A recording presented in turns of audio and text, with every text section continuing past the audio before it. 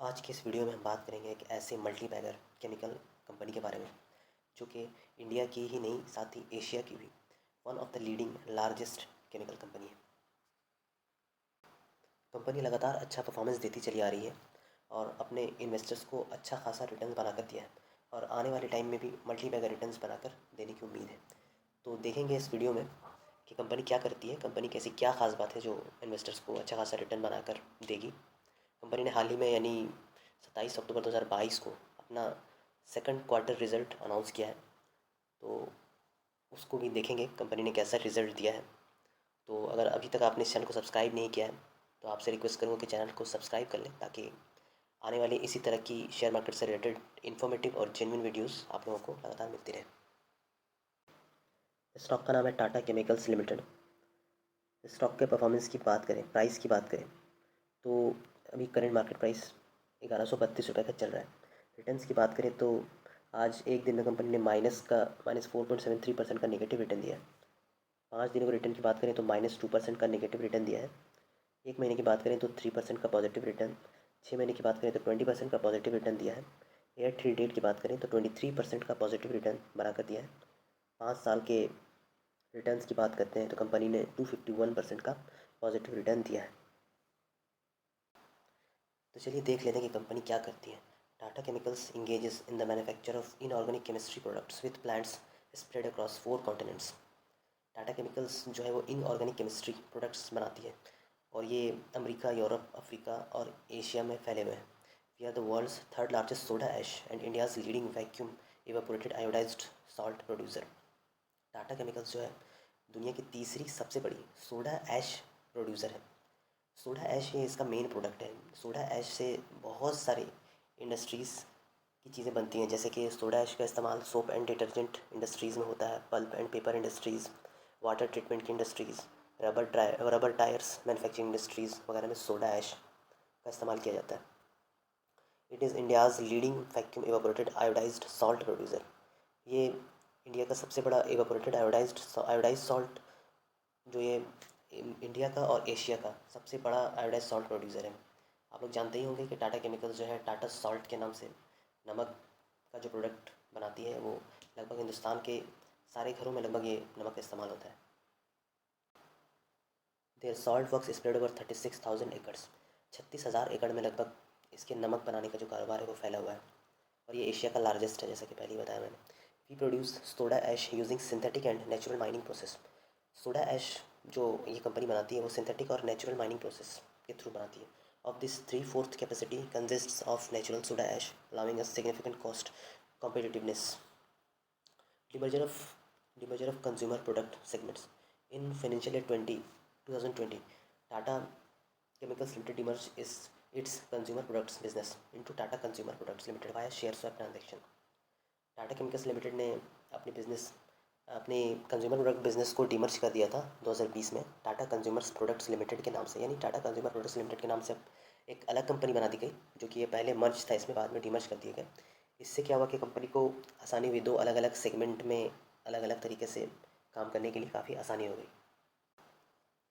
Basic chemicals के through company का 75% का रेवेन्यू आता है, जिसमें से सोडा ऐश के थ्रू 56% का रेवेन्यू आता है और सोडियम बाइकार्बोनेट जो कंपनी प्रोड्यूस करती है उससे कंपनी का 4% का रेवेन्यू आता है। सॉल्ट से कंपनी का 11.5% का रेवेन्यू जनरेट होता है। कंपनी सीमेंट का भी कारोबार करती है। टाटा सीमेंट के नाम से कंपनी सीमेंट बनाती है। स्पेशलिटी केमिकल में कंपनी का 25% का रेवेन्यू जनरेट होता है। इसमें एग्रो साइंस का सेगमेंट में कंपनी केमिकल्स प्रोड्यूस करती है, न्यूट्रिशनल साइंसेज में केमिकल्स प्रोड्यूस करती है, मटेरियल साइंस और एनर्जी साइंस में भी कंपनी केमिकल्स प्रोड्यूस करती है। चलिए अब बात कर लेते हैं कंपनी के फंडामेंटल्स की। तो कंपनी का मार्केट कैप 28,838 करोड़ का है, यानी कंपनी एक लार्ज कैप की कंपनी है। कंपनी का करंट मार्केट प्राइस 1132 रुपये का चल रहा है। कंपनी ने हाई लगाया 1215 रुपये का और लो लगाया 773 रुपये का। स्टॉक 14.6 के पी पे ट्रेड कर रहा है। बुक वैल्यू है 753 रुपये का। कंपनी डिविडेंड भी देती है। कंपनी का डिविडेंड यील्ड है 1.10% का। ROC यानी रिटर्न ऑन कैपिटल एम्प्लॉयड है 8.4% का और ROE यानी रिटर्न ऑन इक्विटी है 7.58% का। फेस वैल्यू है 10 का। प्रोमोटर्स के पास 38% की होल्डिंग है। इंडस्ट्री की पी 25 का चल रहा है। सेल्स कंपनी का है 14,857 करोड़ का। कंपनी के पास डेप्ट है 6,375 करोड़ का, जबकि रिजर्व्स है 18,936 करोड़ का, जो कि अच्छी बात है कंपनी के लिए। कंपनी के क्वार्टर ऑन क्वार्टर परफॉर्मेंस की बात करें तो सितंबर 2021 से अगर हम देखते हैं तो 3,023 करोड़ का रेवेन्यू जनरेट किया था कंपनी ने। फिर दिसंबर 2021 में बढ़कर 3,142 करोड़ का हो गया था। फिर मार्च 2022 में बढ़कर 3481 करोड़, जून 2022 में 3995 करोड़, फिर करेंट क्वार्टर सितंबर 2022 में 4239 करोड़ का रेवेन्यू हो गया। देख सकते हैं आपके रेवेन्यू जो जनरेट कर रही है कंपनी लगातार इंक्रीजिंग ऑर्डर में है। वहीं अगर कंपनी की नेट प्रॉफिट की बात करते हैं तो सितंबर 2021 में कंपनी का जो है नेट प्रॉफिट था वो 268 करोड़ का था। फिर उसके बाद दिसंबर 2021 में 349 करोड़ का हो गया, बढ़ गया। फिर बढ़कर 445 करोड़ हो गया मार्च 2022 में। जून 2022 में बढ़कर 637 करोड़ हो गया। लेकिन अभी जो करंट क्वार्टर गया सितंबर 2022 का, उसमें ये 680 करोड़ का हो गया। अर्निंग पर शेयर की भी अगर बात करें तो कंपनी लगातार अच्छा ईपीएस देती आ रही है। 8.68, फिर 12.18, फिर 17.19, 23, फिर लगभग 25 का दिया है इस क्वार्टर में। एयर ऑन एयर परफॉर्मेंस की अगर बात करें कंपनी की तो कंपनी काफ़ी ज़बरदस्त देख सकते हैं सेल्स दे रही है, यानी रेवेन्यू जनरेट कर रही है, और कंपनी काफ़ी ज़बरदस्त प्रॉफिट भी दे रही है।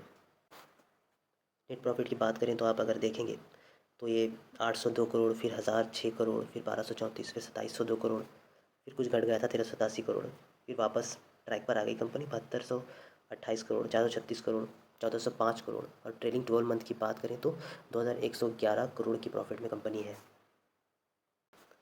स्टॉक प्राइस CAGR की बात करें तो कंपनी ने ज़बरदस्त CAGR दिया है, यानी कंपाउंड एनुअल ग्रोथ रेट। एक साल में 27% का CAGR दिया है, 3 साल में 60%, 5 साल में 28% और 10 साल में 23% का CAGR दिया, जो कि काफ़ी ज़बरदस्त है किसी भी कंपनी के लिए। कंपनी की शेयर होल्डिंग पैटर्न की बात करें तो प्रमोटर्स के पास हम लोगों ने पहले ही देखा कि 38% की होल्डिंग है। FIIs यानी फॉरेन इंस्टीट्यूशनल इन्वेस्टर्स के पास लगभग 15% की होल्डिंग है, जो कि काफ़ी ज़बरदस्त होल्डिंग है। DIIs यानी डोमेस्टिक इंस्टीट्यूशनल इन्वेस्टर्स के पास लगभग 20% की होल्डिंग है, और गवर्नमेंट के पास भी कुछ होल्डिंग देखने को मिल सकती है यहाँ पर। चलिए अभी मैं आप लोगों को टाटा केमिकल्स की ऑफिशियल वेबसाइट पर लेकर आया हूँ, और यहाँ पर भी कुछ यहाँ पर नंबर्स देख लेते हैं। ये कंपनी जो है third largest soda ash producer है globally. Asia's largest salt works है कंपनी के पास। कंपनी के पास 4600 एम्प्लॉयज़ हैं अक्रॉस 4 कॉन्टिनेंट्स। 4 कॉन्टिनेंट्स में कंपनी का काम चलता है, और 13 मैन्युफैक्चरिंग प्लांट्स हैं। चलिए अब कंपनी के कुछ ऐसे केमिकल्स देख लेते हैं जो काफ़ी इंपॉर्टेंट है और काफ़ी सारी इंडस्ट्रीज़ में यूज़ होती हैं। जैसे सोडियम बाइकार्बोनेट, जो कंपनी ये केमिकल प्रोड्यूस करती है, तो इसका इस्तेमाल इंडियाज़ बिगेस्ट बिस्किट मैन्युफैक्चरर्स करते हैं, यानी बिस्किट बनाने में इसका इस्तेमाल किया जाता है। Every fifth beverage bottle in India has our soda ash. Company जो सोडा ऐश का प्रोडक्शन करती है, तो वो soda ash mainly glass manufacturing industries में इस्तेमाल किया जाता है। और हर पाँचवा जो बेवरेज बॉटल है वो टाटा केमिकल्स की जो कंपनी सोडा ऐश बनाती है उस सोडा ऐश से ये बनता है। Working to preserve the coastal ecosystems, company ऐसे केमिकल्स बनाती है जो कोस्टल इकोसिस्टम को प्रिजर्व करने में काम आता है। कंपनी जो सिलिका बनाती है तो उसका इस्तेमाल बहुत सारी गाड़ियों के टायर्स को बनाने में इस्तेमाल किया जाता है। Silica solutions make tyres safer, durable and more fuel efficient. Soda ash से जो ग्लास बनते हैं वो बॉटल्स में तो बनते ही हैं, साथ ही में काफ़ी सारे बिल्डिंग्स में जो शीशे का इस्तेमाल किया जाता है उसमें भी ये सोडा ऐश से ये ग्लासेस बनती हैं। Strength meets beauty in glass made from our soda ash. बात करें कंपनी के एक्सपेंशन प्लान की तो कंपनी अपने बिजनेस में अपने प्रोडक्शन में अच्छा खासा कैपेक्स कर रही है। कैपेक्स यानी कैपिटल एक्सपेंडिचर कर रही है। बात करें कंपनी के मेन प्रोडक्ट सोडा ऐश की तो इसमें देख सकते हैं कंपनी 2.3 लाख मेट्रिक टन का एक्सपेंशन कर रही है, जो कि सेकंड हाफ ऑफ FY23 यानी फाइनेंशियल ईयर 23 में 0.45 लाख मेट्रिक टन का होगा, और सेकंड हाफ ऑफ FY24 यानी फाइनेंशियल ईयर 24 में 1.85% का होगा। बात करें बाइकर की तो इसमें कंपनी 0.7 लाख मेट्रिक टन का प्रोडक्शन कैपेसिटी एक्सपेंशन कर रही है, जो कि first half of financial year 24 में होगा। बात करें सॉल्ट की तो इसमें कंपनी 3.3 लाख मेट्रिक टन का कैपेसिटी एक्सपेंशन कर रही है, जो कि second half of financial year 23 में होगा। ये फर्स्ट हाफ और सेकंड हाफ क्या है? First half of any financial year बोलते हैं 1 अप्रैल टू 30 सितंबर तक का जो पीरियड होता है, यानी इसमें 2 क्वार्टर आ जाते हैं, अप्रैल से जून तक का क्वार्टर और एक फिर जुलाई से सितंबर तक का क्वार्टर। और second half of financial year बोलते हैं 1 अक्टूबर से नेक्स्ट ईयर मार्च 31 तक का जो पीरियड होता है उसे second half of financial year बोलते हैं। तो यहाँ पर देखिए कंपनी सितंबर 2022 तक अभी तक कंपनी जो है 1850 करोड़ का कैपिटल एक्सपेंडिचर कर चुकी है और 1050 करोड़ का जो एक्सपेंडिचर है वो मार्च 2024 तक होगा। ये दोनों मिलाकर प्रोजेक्ट कॉस्ट हो जाता है 2900 करोड़ का, यानी 1850 करोड़ और 1050 को ऐड करेंगे तो 2900 करोड़ का जो प्रोजेक्ट कॉस्ट वो हो जाता है। और बाकी 2000 करोड़ का जो कैपेक्स है वो कंपनी फाइनेंशियल ईयर 24 से फाइनेंशियल ईयर 27 के बीच में करेगी। ये कैपेसिटी एक्सपेंशन हो जाने के बाद सोडा ऐश में कंपनी का प्रोडक्शन जो है वो 30% बढ़ जाएगा, बाइकार्ब में 40% बढ़ जाएगा और जो सिलिका है वो 5 टाइम्स हो जाएगा अभी के प्रोडक्शन के हिसाब से। 27 अक्टूबर को टाटा केमिकल्स लिमिटेड का फाइनेंशियल रिजल्ट आता है Q2 का। उसके बाद नेक्स्ट ट्रेडिंग सेशन में यानी 28 अक्टूबर को जो कंपनी का भाव है, कंपनी का जो शेयर प्राइस है वो 5% लगभग गिर जाता है। इसकी वजह क्या रही मैं आप लोगों को बताता हूँ। ये मैं आप लोगों को फाइनेंशियल ईयर के क्वार्टर रिजल्ट पर लेकर आया हूँ। यहाँ पर आप देख सकते हैं सितंबर 2021 से सितंबर 2022 तक लगातार जो है सेल्स यानी रेवेन्यू लगातार बढ़ता दिख रहा है यहाँ पर। लेकिन यहाँ पर देखिए ऑपरेटिंग प्रॉफिट जो है 501 से 545 हुआ दिसंबर 2021 में, मार्च 2022 में 632 बढ़ गया, फिर जून 2022 में 1015 करोड़ का हो गया।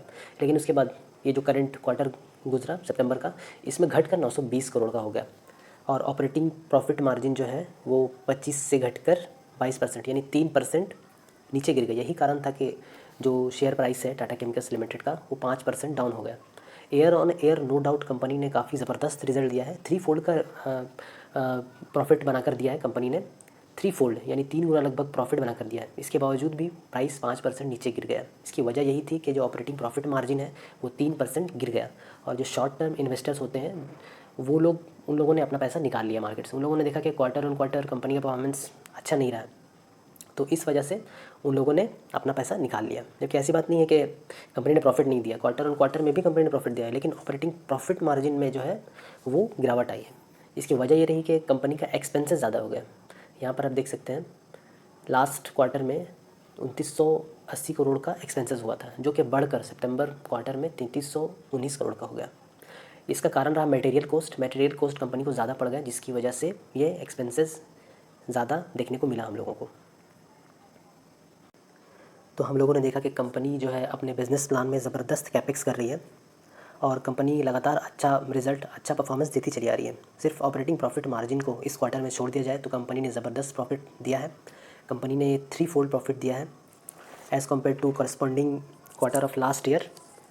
कंपनी ने 248 करोड़ का प्रॉफिट दिया था सितंबर 2021 में और सितंबर 2022 में कंपनी ने 685 करोड़ का प्रॉफिट दिया है, जो कि लगभग 3x के आसपास हो जाता है। और कंपनी के जो सारे प्रोडक्ट्स की डिमांड वर्ल्ड वाइड काफ़ी ज़्यादा बढ़ी हुई है अभी। इस हिसाब से मेरी राय में कंपनी का जो स्टॉक प्राइस है वो यहाँ से आराम से 2x होना चाहिए, यानी 1132 रुपये का जो भी प्राइस चल रहा है वो 2264 का, अगर 2x करेंगे तो 2264 का प्राइस आराम से होना चाहिए। वो मैं इसलिए कह रहा हूँ कि यहाँ पर हमें कंपनी जो है काफ़ी ज़्यादा अंडर वैल्यूड देखने को मिल रहा है। स्टॉक जो है वो 14.6 के पी पे ट्रेड कर रहा है और करेंट मार्केट प्राइस 1132 रुपये का चल रहा है। अंडर वैल्यूड मैं इसलिए कह रहा हूँ क्योंकि यहाँ पर अगर आप इंडस्ट्री पी को देखेंगे, कंपनी के इंडस्ट्री पी को देखेंगे तो वो 25.8 का इंडस्ट्री पी चल रहा है और टाटा केमिकल्स का जो पी चल रहा है यानी प्राइस टू अर्निंग रेशियो की बात कर रहा हूँ वो 14.6 का चल रहा है। ये पी रेशियो हम किस तरह से कैलकुलेट करते हैं, चलिए आप लोगों को समझाता हूँ। पी रेशियो हम लोग ट्रेलिंग 12 मंथ का जो EPS होता है और CMP यानी करेंट मार्केट प्राइस को लेते हैं।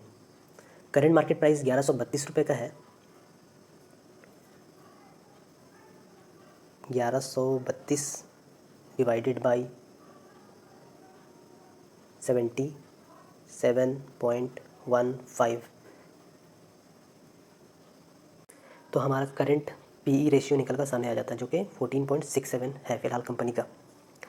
तो ये जो 77.15 जो अर्निंग पर शेयर से हम लोगों ने डिवाइड किया करेंट मार्केट प्राइस को, तो पी निकल कर सामने आया। तो इंडस्ट्री का पी जो चल रहा है वो 25 के आसपास चल रहा है। तो यहाँ पर EPS और पी को हम अगर मल्टीप्लाई करते हैं तब ये CMP भी आ जाएगा इसी फार्मूला के हिसाब से। तो हम लोग अगर 77.15 जो कि ट्रेलिंग 12 मंथ का EPS है, उसे अगर हम 25 से मल्टीप्लाई करेंगे, चलिए मल्टीप्लाई करके देख लेते हैं। 25 से जब हम मल्टीप्लाई करेंगे इंटू 25, 77.15 इंटू 25 अगर हम जब करेंगे तो हमारा जो मार्केट प्राइस निकल कर आएगा वो लगभग 1928 रुपये का निकल कर आएगा। तो 1928 रुपये अगर इंडस्ट्री पी के हिसाब से अगर ये कंपनी चलेगी तो 77.15 इंटू 25 करेंगे तो 1928 रुपये प्राइस आ जाएगा। तो ये EPS जो हमेशा ये 1 साल से 2 साल, 1 साल के 2 साल के बाद इतना ही तो नहीं रहेगा। ये कंपनी इतना ज़बरदस्त कैपेक्स कर रही है, इतना अच्छा रिजल्ट दे रही है, तो इसका EPS भी ऑब्वियसली बढ़ेगा। तो अगर हम कम से कम EPS भी अगर इंक्रीज़ करें, तो अगर हम 100 भी इंक्रीज़ करेंगे तो 100 इंटू 25 अगर करेंगे तो 2500 हमारा प्राइस निकल कर आएगा यहाँ पर। तो मैंने बोला यहाँ पर 1132 प्राइस चल रहा, तो ये डबल हो जाएगा, तो मैंने कम ही बोला है, मैंने ज़्यादा नहीं बोला है। यहाँ पर आप देख सकते हैं आराम से हमारा जो टारगेट जो फ़िलहाल अज्यूम कर रहे हैं हम लोग, जो प्रोबेबिलिटी बन रही है वो आराम से 2 बन रही है। कंपनी देख सकते हैं काफ़ी ज़्यादा अंडर वैल्यूड है। तो आप इस कंपनी को फर्दर स्टडी कर सकते हैं, खुद से स्टडी कीजिए, अपने फाइनेंशियल एडवाइज़र की सलाह लीजिए, अपना रिस्क मैनेजमेंट कीजिए, तब जाकर आप ये स्टॉक खरीद सकते हैं। बहुत सारी ऐसे केमिकल स्टॉक्स हैं जो 50 के पी पर भी ट्रेड कर रही है। तो ये जो टाटा केमिकल्स का जो शेयर है ये तो फ़िलहाल 14 के पी पे ही ट्रेड कर रहा है। तो इसे अगर 25-30 का पी मिल जाएगा तो स्टॉक प्राइस आराम से यहाँ से डबल हो सकता है। डबल क्या, डबल से भी ज़्यादा जा सकता है। कंपनी के परफॉर्मेंस पे डिपेंड करता है। वीडियो अच्छी लगी हो, जेन्युइन इन्फॉर्मेटिव लगी हो तो वीडियो को लाइक ज़रूर कीजिएगा और चैनल को सब्सक्राइब ज़रूर कीजिएगा। धन्यवाद।